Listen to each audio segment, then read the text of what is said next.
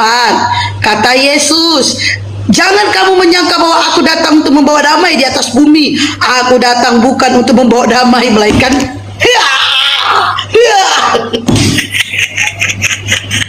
kena lagi dia.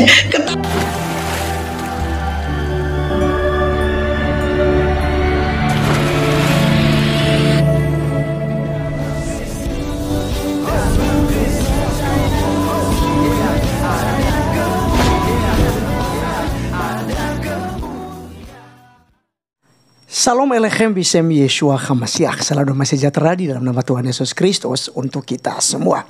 Teman-teman sekalian, pada video kali ini kita akan mereaction satu video dari seorang penghujat ya.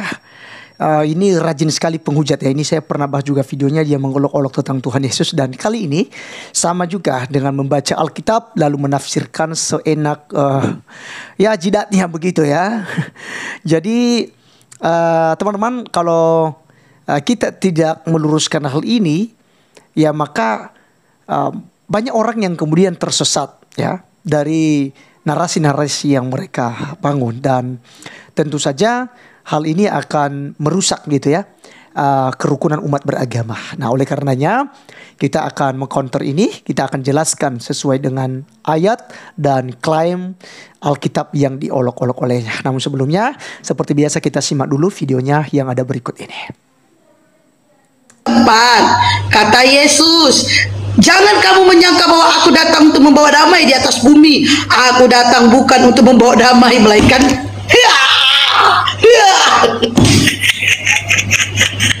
kena lagi dia, ketampol lagi dia dengan bibelnya.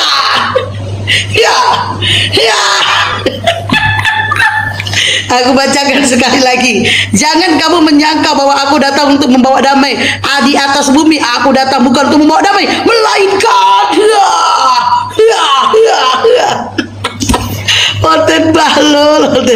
kena lagi dia. Oke, teman-teman sekalian, itulah yang kita sudah dengarkan bersama ya, dari seorang perempuan yang ya langsung kejang-kejang dan ya kayak orang gila teman-teman sekalian ya. Ya dia nggak tahu apa yang dia perbuat ya, untuk menghina dan menafsirkan ayat Alkitab seenaknya. Padahal jelas-jelas ini sebuah pelanggaran dalam Undang-Undang Republik Indonesia. Ya, karena barang siapa yang membaca dan menafsirkan kitab suci agama lain, itu suatu penistaan ya. Tetapi mereka bebas teman-teman sekalian. Coba bayangkan jika hal itu dilakukan oleh para pendeta atau oleh orang-orang Kristen, maka dalam waktu itu juga laporan ke polisi pasti sudah melayang, dan polisi juga sudah pasti akan bertindak untuk mencari dan memproses orang yang bersangkutan. Ya, karena itu real ya, pengalaman selama ini seperti itu. Baik, kita akan melihat dalam Matius pasal 10 ayat yang ke-34. Memang ada ayatnya, tetapi tidak berhenti di situ. Dan maknanya tidak seperti yang diberikan maknanya oleh si penghujat ini. Kita lihat Yesus membawa pemisah bagaimana mengikuti Yesus. Jadi ini perikopnya. Teman-teman Kristiani, ini harus memperhatikan perikop supaya Anda mengerti kontekstual yang sedang dibicarakan oleh Yesus. Kita lihat ayat 34. Janganlah kamu menyangka bahwa aku datang untuk membawa damai di atas bumi. Aku datang bukan untuk membawa damai, melainkan pedang. Ini yang kemudian ditafsirkannya bahwa Yesus membawa pedang. Tetapi pertanyaannya kita, ya, di manakah Yesus pernah berperang? Di manakah Yesus sudah membunuh?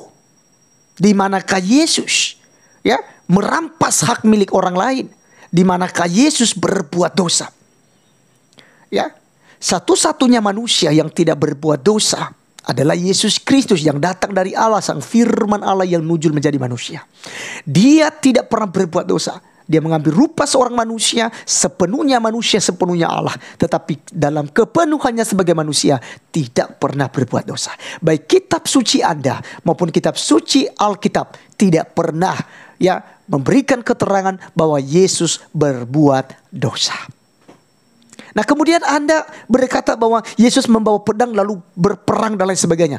Ya, silakan dari segi sejarah, silakan dari segi kitab suci, buktikan bahwa Yesus pernah berperang atau pernah bunuh orang. Ya, tetapi kita melihat ayat selanjutnya sehingga kita memahami konteksnya. Sebab aku datang untuk memisahkan orang dari ayahnya, anak perempuan dari ibunya, menantu perempuan dari ibu mertuanya. Apa maksudnya teman-teman sekalian? Bahwa dalam konteks iman pada Yesus Kristus, tentu akan terjadi yang namanya polemik dalam keluarga. Misalnya nih, ya, dalam keluarga orang-orang Yahudi, mereka hanya percaya kepada Bapa Yahweh dan tidak percaya bahwa Yesus Kristus adalah Tuhan. Ya. Kemudian dari keluarga itu ada yang percaya pada Yesus, ya otomatis akan bertentangan dengan keluarganya. Tetapi karena mengikut Yesus, anak yang mengikut Yesus ini, ya dia rela ya untuk ditolak oleh orang tuanya demi keselamatan yang ada di dalam Yesus.